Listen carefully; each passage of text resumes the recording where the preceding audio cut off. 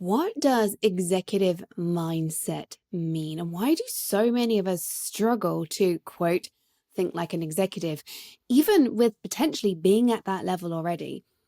If you've ever found that you are just not hitting the mark, people aren't listening to you, that you feel like you're just scrabbling around, then I want you to know it might be your executive mindset or lack thereof. And it's never too early to start. This is about how you show up. This is about how you make decisions. This is about how you communicate. It's about how people take you seriously or not. If any of that resonates with you, then you are in for a special treat. Over the next few episodes, I'm going to be digging into the executive mindset. And today, I'm talking about what it is to think like a mindset and how this ties in with your executive presence. So without further ado, let's dive on in to your executive mindset, executive presence, and what this all means.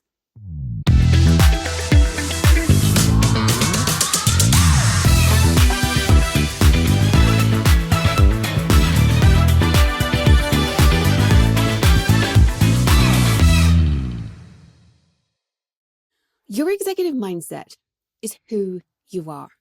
It's not something you turn on. It's not something you turn off. This is a misconception I hear all the time from clients. They come to me exhausted because they feel like they have to show up to work different from who they really are.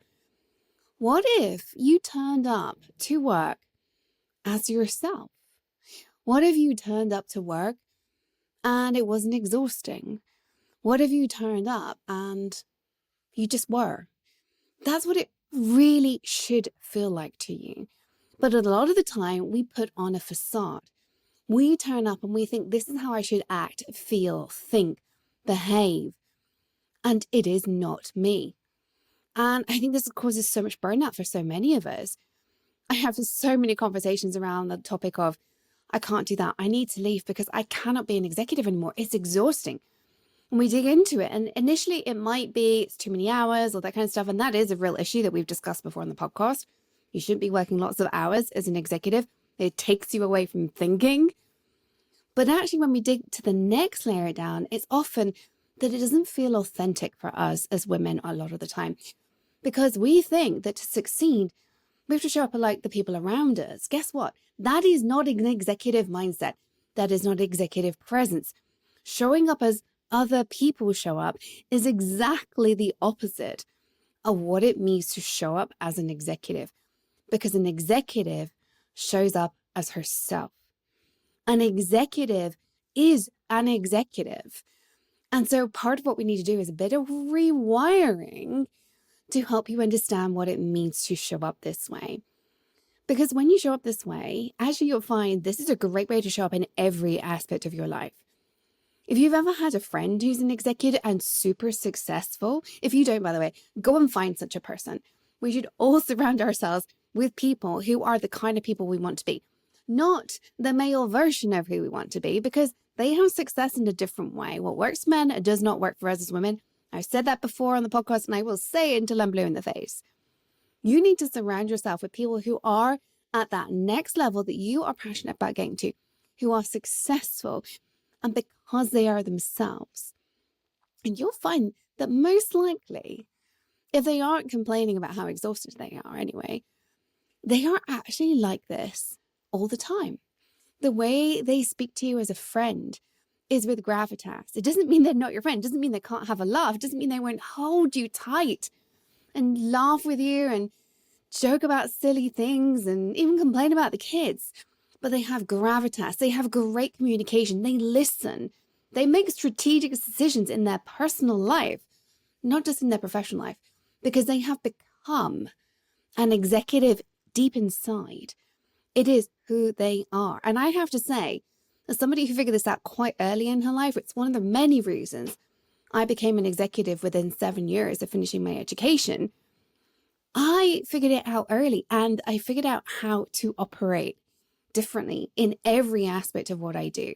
I have better relationships. I have a better marriage. I have better friendships. Sure, some of my friendships left me because I wasn't that goofy girl anymore. But I actually also realized that wasn't me. I'm an executive. in every way I operate. It doesn't mean I don't laugh. It doesn't mean I don't cry. It doesn't mean I don't have fun. It doesn't mean I don't fall in love. But I'm an executive and I embody that, and it is not exhausting. So the first thing I want you to take away from this is that to be an executive should not be something you switch on and off. It is not something that's exhausting. It's a way of operating that we need to find a way for you to authentically do for yourself. And that takes time to figure out. And it's absolutely possible for every single one of us. Don't be that person who says, oh, no, that's just not me. It is totally possible for every single one of us. So what does this mean? Well, the first piece is executive presence. I know, we're there again. Executive presence is one very important piece of executive mindset. And it's the bit I really want to dig into today. In our next solo episode in 2 weeks' time, I'm going to be digging into some of the more strategic things you're going to do once you've got executive presence. But I would say your executive presence is the foundation of your executive mindset.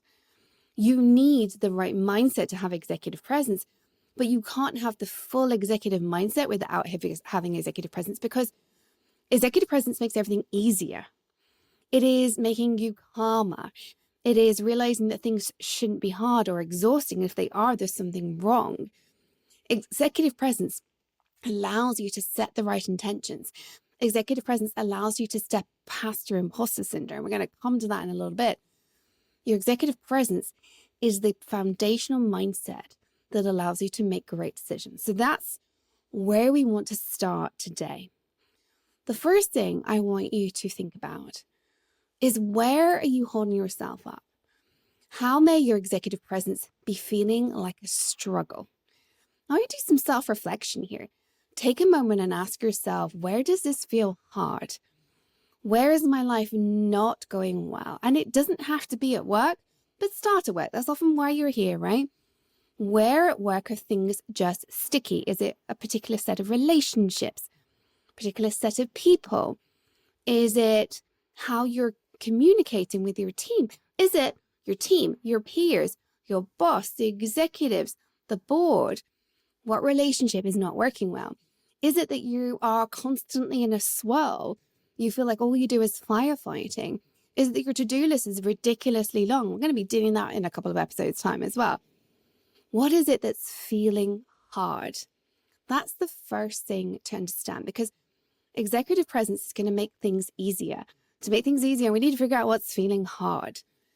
Because what we really want to do is change your lens.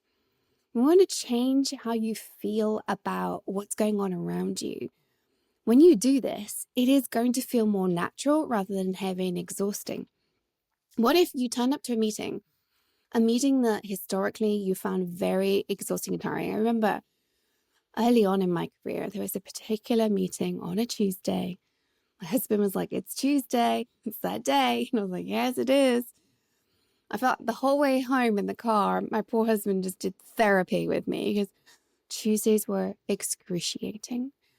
It was painful. It was angry. It was shouty. It was contradictory. I had a lot of people in the room at the same time that it was just toxic. And that is where I started figuring this out. I started to look at, what do I need to achieve on a Tuesday? How do I want to feel on a Tuesday? Which feels so hard to be thinking about when you are surrounded by toxic people, especially when those people are more senior than you, which was the truth in my case. There are particular people making my life very, very difficult who are more senior than me. It's not like I could march up to them and be like, stop being a dick. Not on the table, right? But I focused on that as a way for me to set better intentions. I wanted to start feeling less exhausted. That was the first place I started. I didn't set the expectation of, I'm going to feel all sparkly and happy on Tuesday. That was unrealistic. But I set the intention of being less exhausted. And I partly did this because my poor husband got sick and tired of Tuesdays. Because honestly, I just complained the whole hour's journey home. We're lucky we shared the commute. Well, lucky for me. Maybe not for him at that point. Certainly not on Tuesdays. And we did have a deal that I was allowed to complain the way home, but I had to shut up when we got home, because otherwise I would just keep going. So I started by setting the intention that I was going to be less exhausted by the day. The first thing I identified, which is the first thing I want you to think about, is that I actually had imposter syndrome around this. I didn't think I had imposter syndrome around this. I have a lot of imposter syndrome. I always have done. But I did not realize I had it around this. Part of the imposter syndrome was this toxic relationship was so berating of me. I'm not sure you can berate of someone, but it was so exhausting to be around. It was amplifying my nerves. I was starting to second guess myself. I was angry at the same time as, well, maybe they've got a point. And so I had to start digging into my confidence around my capabilities. So the first thing I want you to think about is, have you got imposter syndrome? And before you say, no, I don't, I've dealt with that, or that was something I had here earlier, or it's in another aspect of my career. Imposter syndrome is not a fixed thing. But to have executive presence, you've got to deal with your imposter syndrome. You cannot brush your imposter syndrome under the carpet. If there's part of you that's thinking, I can't, or I shouldn't, or maybe I shouldn't speak up, or maybe they've got a point and I don't know what I'm talking about. If there's part of you that ever says, maybe this isn't a good idea, there's part of you that says to yourself, I'm just going to stay quiet. Maybe they shouldn't be listening to me. If there's any part of you that is second guessing yourself, you don't have executive presence. Why? Because your executive presence requires you to think about stuff other than you. If you are constantly faking it until you make it, you are not thinking about the stuff in front of you, the people around you. You're not developing that situational awareness. You're not developing product awareness. You're not developing strategy. You're not understanding the big bad world that you're operating in and trying to get your team to flourish in. You're spending too much energy on yourself. So a bit of tough love here. If you second guess yourself, if you think, I should just stay quiet here because, or I just don't understand why they don't pay attention to me. We have got to deal with those feelings because that stops you having executive presence. That is valuable cognition that you're spending on something that is not the end game of the business. It is one of the biggest reasons why I think historically there have been people incorrectly claiming that women and ethnic minorities have a lower IQ than men. Why? Because potentially it was actually measurable. You put somebody who's, quote, different in a room, IQ measurably drops because guess what happens? You spend your cognition thinking about how you're different, trying to fit in, thinking, how are they judging me? What am I thinking? How am I feeling? My words sound different. Or you spend your cognition being attacked and preventing the damage.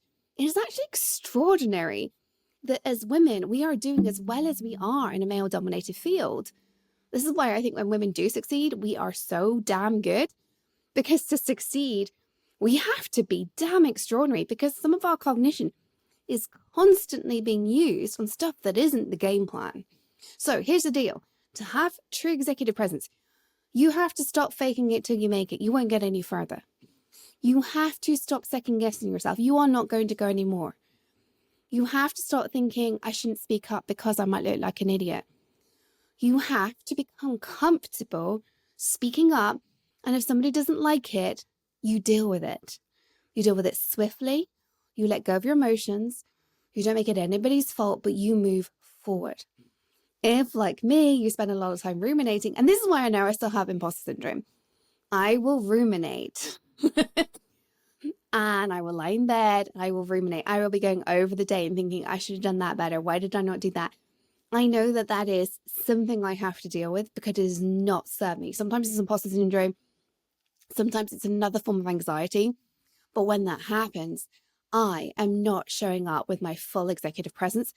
I'm not showing up with my CEO hat and my CEO decision-making skills.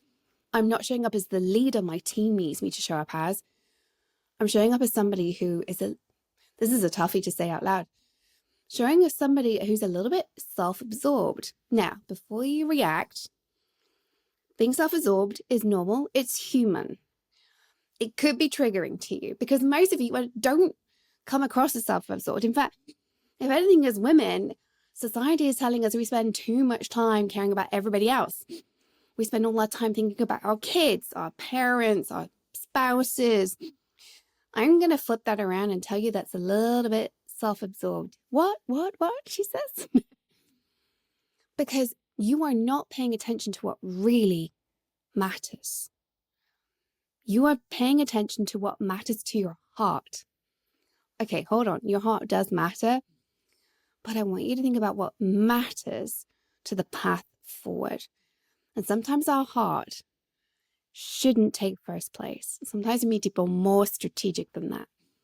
So I'm saying I want you to let go of thinking of all those things where you feel better if you're thinking about everybody else's needs. When you feel better when you think, oh my gosh, maybe I upset them. When you feel better if you don't speak up because you might hurt their feelings. When you feel better because you've taken care of everybody else other than you. I'm saying you need to let go of those actually quite selfish feelings because it's about making you feel more comfortable in your own skin and saying, for this path forward, what should I be thinking about? Because I can pretty much guarantee it's not about making everybody happy. There you are. That's the first hard lesson. By the way, I really want you to hear that I made this step and it makes me a better wife. My husband actually doesn't like it when I spend all my energy worrying about him. He can tell when I'm having a bad time because I start worrying about him because it's almost like I regress, go back to how I was 10 years ago.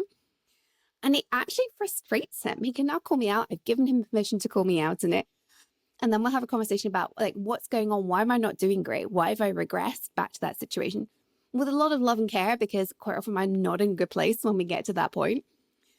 And I want you to ask yourself, how much are you holding yourself back because you feel uncomfortable and so you make everybody else feel better? That is the first thing I want you to work on. A true executive makes decisions because they're the right decisions rather than making everybody feel better. Now, that does not mean you don't care. I care deeply about the people I work with, deeply. Part of my strategy is have really high retention rates with my team. That doesn't mean I sugarcoat everything. It doesn't mean I don't call them out. It doesn't mean that's how I make decisions. My team respect me more because I make hard decisions, because I share with them the uncomfortable truths about when we're doing well or when we're doing not so well. My team respects me, my team knows a lot, and they're not afraid to do the same with me. I had to let go of trying to mother them, trying to shield them, trying to make them happy. I did that with the people in my life as well. So let go of the need to feel better by making everybody else happier. That is not serving you. Let go of the need to analyze everything you say. There is a place for analysis. A great executive at the end of every day asks herself, how did today go? What went well today? What didn't go well? What would I do differently tomorrow? And that differently tomorrow is non-judgmental. If the what didn't go well today is the dominant piece of your narrative, if you ask those three questions, what went well, what didn't go well, what could I do better tomorrow? And 90% of what you write down is what didn't go well. And that's a normal day for you. You're too judgy. You're too inward focused. You are not looking at the bigger picture. There is so much to learn from having a candid, honest conversation with yourself about what's going well and what's not going well and what to do better. If you are so inwardly focused that all you can see is what's not going well, you don't have executive presence and you can't act on it because nothing is going well. You're a terrible human. That's your internal narrative. I want you picking one tiny thing. You're like, well, you know what? The conversation I had with Jamie didn't go as I had planned. I think I went in with the wrong assumptions. So next time, I'm going to be cognizant that Jamie has different expectations from me. That should be the learning, not conversation with Jamie didn't go as planned and either, holy heck, they're toxic, need to get rid of them. That's horrendous. They're a terrible person to have on the team, but I can't let go of them because that would hurt their feelings or anything like that. Or I'm a terrible human, completely misread others' situation. Jamie and I are now completely not communicating well. This is awful. How am I going to fix it? That is not helpful. Neither of those two things are helpful. What is helpful is I misread the room. What would I do differently tomorrow? That is building your executive presence. It's building your self-awareness. It's letting go of the judgment. It is not faking it. It is not saying, I'm not going to go any further because I can't hold these conversations. It's saying, okay, I'm going to do better tomorrow. Executives never feel ready to be an executive. If they do, I would have concerns about their arrogance. An executive just says, I'm going to give it a go. I'm going to give it a go and I'm going to learn from what I do. And then you get to take on more responsibility, because here's the other piece of executive presence. Executive presence, other than the standard like appearance, awareness, communication, gravitas, executive presence is as much about growth as anything else. Executive mindset is, it doesn't matter that I'm not ready. I'm going to figure it out. Let's go. That was my phrase of the year a few years ago. Let's go. I want you to adopt that. You don't have to know it all. In fact, I would say as an executive, by definition, you don't know it all. Companies are always innovating, always operating in areas where they don't know how to compete, because there is no company out there that stays still, because the world we live in is always evolving. Yes, you get more experience in understanding the landscape. Sometimes that actually comes with negatives, which you've got blinkers on. It doesn't matter if you're not ready. What matters is you're up for the challenge. So all of you, whatever stage of your career you're at, step into that growth executive mindset. I don't need to be ready to take on the responsibility, because there's no such thing as ready. It doesn't matter. Let's go. But I can hear you right now saying, I can't do that. I'm not ready to say I'm not ready, and that's okay.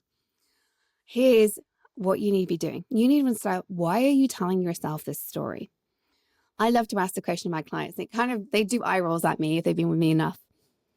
What's the worst thing that can happen? Ask yourself, if you are saying to yourself, I can't take that on, that's scary, I can't speak up, I shouldn't be in that room, I don't want to invite myself to that meeting, I don't know how to talk to that individual, maybe I've got a stupid idea here, any of those things, and I'm telling you, let's go, let's do this. And you're like, no, I'm not ready. Why? Why are you not ready? What's the story? What do you think is going to happen? A lot of the time when we have fear, the fear is fairly amorphous. We feel uncomfortable.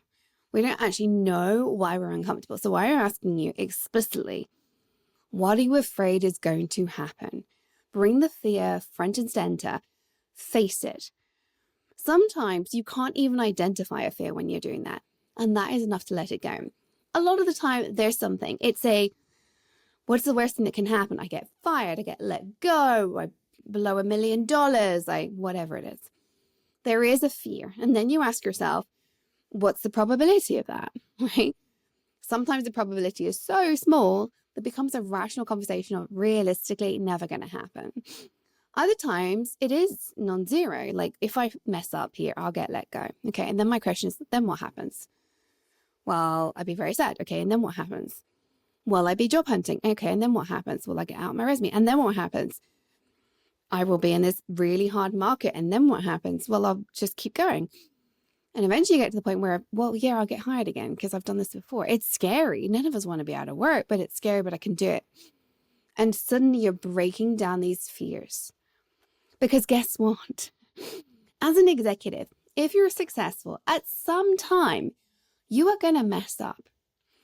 What really matters is how you pick yourself up. I've had some big mess ups. Not long before I started this business, I made a decision where I cost the business a lot of money. A lot of money. I signed a piece of paper that I should not have signed. I did not know any better. I did not know that I wasn't supposed to sign it. Didn't read the small print was the most important thing I didn't do. Didn't do my research on who we were going to be dealing with and the fact that they were not a good company to be signing an agreement with. And it caused massive issues. I've never done that since. I read the fine print now. I don't care if it's going to take me a month to get a contract back to you. I will take my time. Read it. If in doubt, I'll pass it by my lawyer, right? And so I learned the hard way. But here's the thing that happened. I came clean straight away. As soon as I realized what had happened, as soon as I realized the ramifications, I was terrified. I was so terrified that I wasn't just going to lose my job, but worse. So I came clean straight away. I was like, I have to own this. But I went in with a plan of like, here's how I'm going to handle it. Does this seem reasonable? I really like your insight on this, but I'm going to own this. My boss was like, you're not the first one. Like, I did something like this early in my career. And this is a boss who had a bit of a reputation for being somebody you could not predict how they'd respond. I was so grateful because they said, hey, I get it. Everybody messes up. What I'm really grateful for is that you came clean and that you're prepared to own this and you're prepared to do something about it. How I recovered was more important because every executive messes up. Every executive messes up. What matters is what you do when you mess up. Today, I still mess up. I've not had anything that devastating, touch wood, at this point, right? But I know I'm going to mess up again. What we do is recover gracefully. We recover well. We take ownership of the issue. So I want you to ask yourself, if you're not ready, what are you afraid of happening and how will you recover? You're clever. You're super clever. If you're listening to this, you're going for a leadership position, you've already proved something extraordinary. If you are in tech and thriving in a male-dominated field, just because you're operating in a field where you are not in the majority, you're awesome. At which point, believe me, you will recover. And you will learn so much when you do this.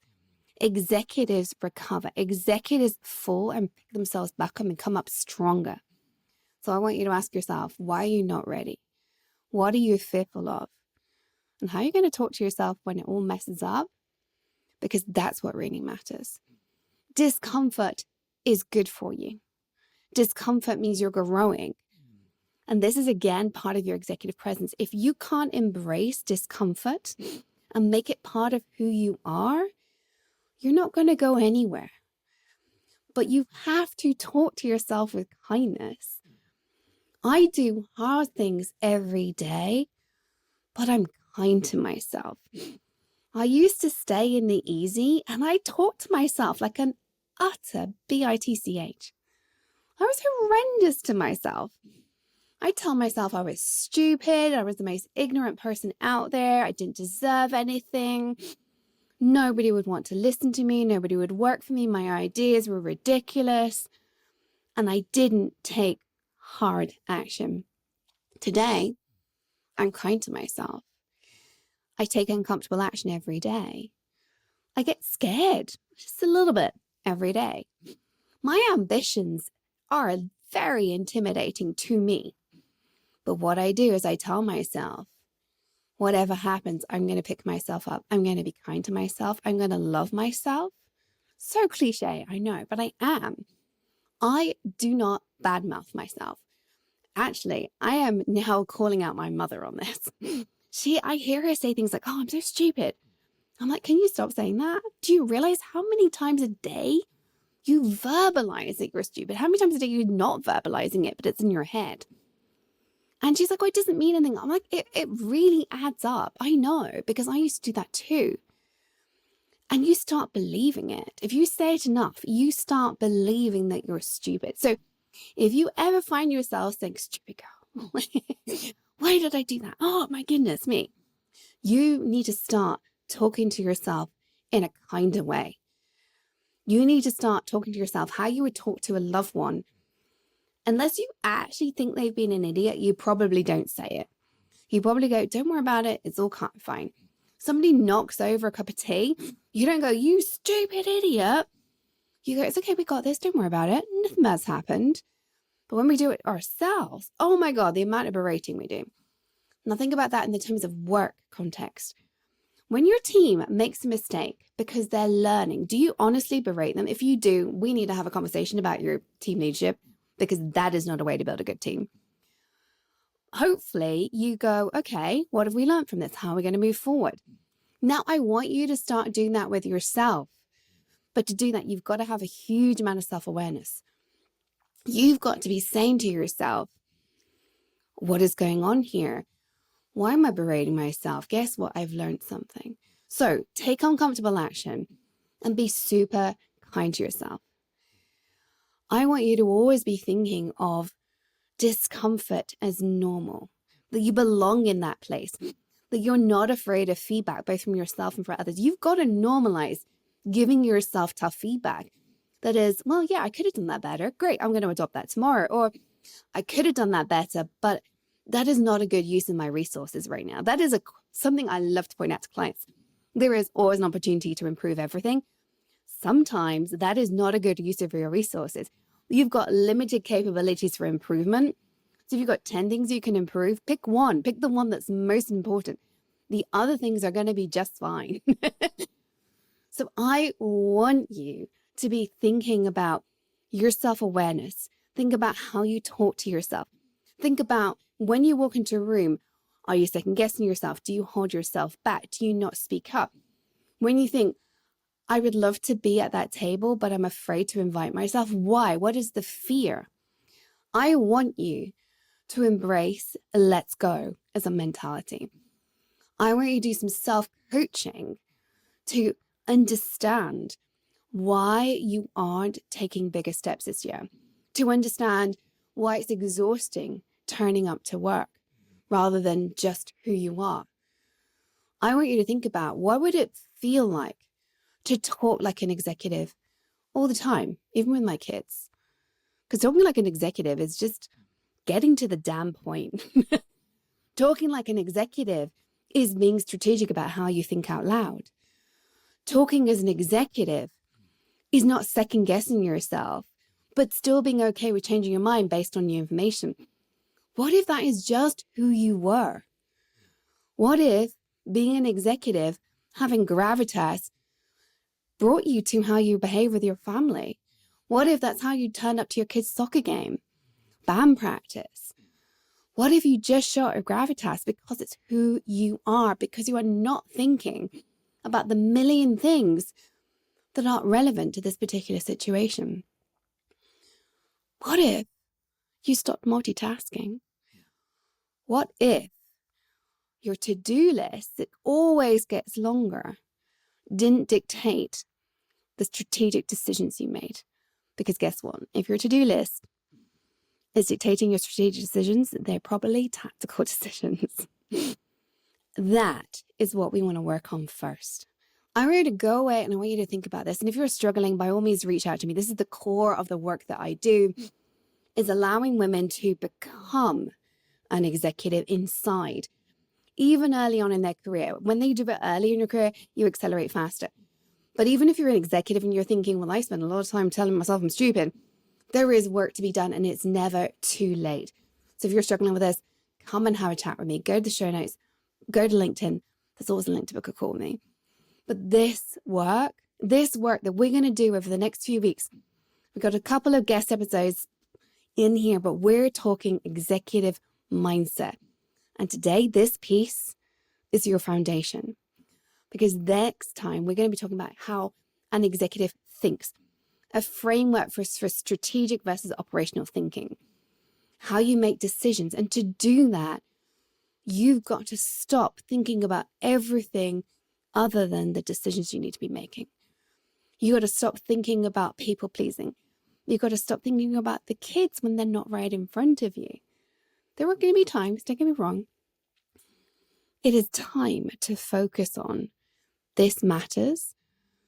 And I actually think one of the biggest things for me is my focus has really changed as I practiced this. I didn't think it was possible for me to focus on one thing. Now it is. That is an executive mindset. So tune in next time, 2 weeks' time. Obviously, we've got a great guest episode next week, but 2 weeks' time, we're going to be talking about an executive thinking framework. So do not miss it. In the meantime, pop into LinkedIn and tell me, what is your biggest takeaway from today's episode?